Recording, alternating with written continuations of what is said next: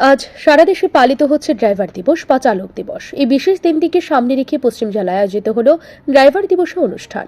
আয়োজন করে all driver welfare association. অনুষ্ঠানে উপস্থিত ছিলেন মজদুর মনিটরিং সেলের রাজ্য সভাপতি বিপ্লব কর। তিনি বক্তব্য রাখতে গিয়ে বলেন, আমাদের সংগঠনের মূল লক্ষ্য হলো রাজ্যের বিভিন্ন জায়গায় কর্মরত চালক ভাইদের সঠিক সুবিধা প্রদান করা ও আইনি জটিলতা থেকে রক্ষা করা। আমরা চেষ্টা করছি যাতে ড্রাইভাররা তাদের প্রাপ্য পাওনা এবং কল্যাণমূলক সুবিধা আরও সহজভাবে পান।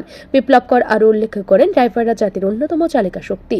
তাদের শ্রম ও পরিশ্রমের উপর নির্ভর করে দেশের অর্থনীতির সাধারণ জীবনযাত্রা সচল থাকে। তিনি বলেন, ড্রাইভার ভাইয়েরা রাষ্ট্রের লাইফলাইন, কারণ তারাই প্রতিদিন মালপত্র প্রয়োজনীয় দ্রব্যের আদান প্রদান করেন।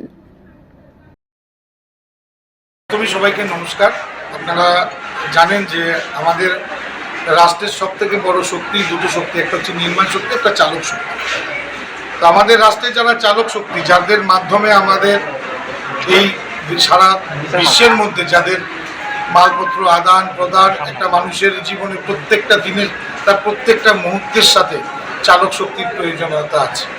সেই চালক শক্তিরা তারা দীর্ঘদিন ধরে আমাদের ভারতবর্ষে তারা ড্রাইভার দিবস হিসাবে পালন করে আসছে, যেটা আমরা কেন্দ্রীয় সরকারের কাছে বারবার দাবি রেখে আসছি। তেমনি অল ড্রাইভার কল্যাণ সংঘ উদ্যোগে আজকে 1 সেপ্টেম্বর তারা চালক দিবস হিসাবে সেই দিনটি পালন করে থাকে। সেই পালনের সামনে সেই সম্মানের বিষয়টা রেখেই আমাদের আজকে পশ্চিম জেলার যে অনুষ্ঠান কর্মসূচি, সেই কর্মসূচিতে আমাদের পশ্চিম জেলার সভাপতি আছেন উত্তম দাস, আছেন জেনারেল সেক্রেটারি রাকেশ পাল, আছেন হরিবাবু থেকে শুরু করে অমিত থেকে শুরু করে এবং বিভিন্ন নেতৃত্বরা সহযোগিতায় আজকের এই অনুষ্ঠান কর্মসূচি আমরা নিতে চলেছি। সেখানে আমাদের আজকে কেক কাটা থাকবে, বাচ্চা কচিকাচা শিশুদের তাদের নিয়ে বিভিন্ন সাংস্কৃতিক অনুষ্ঠান থাকবে, তাদের হাতে কিছু সামান্য আমরা উপহার তুলে দেব এবং বিভিন্ন অ্যাক্টিভিটিসের মাধ্যমে আজকে এই ড্রাইভার দিবসটা আমরা পালন করতে চলেছি।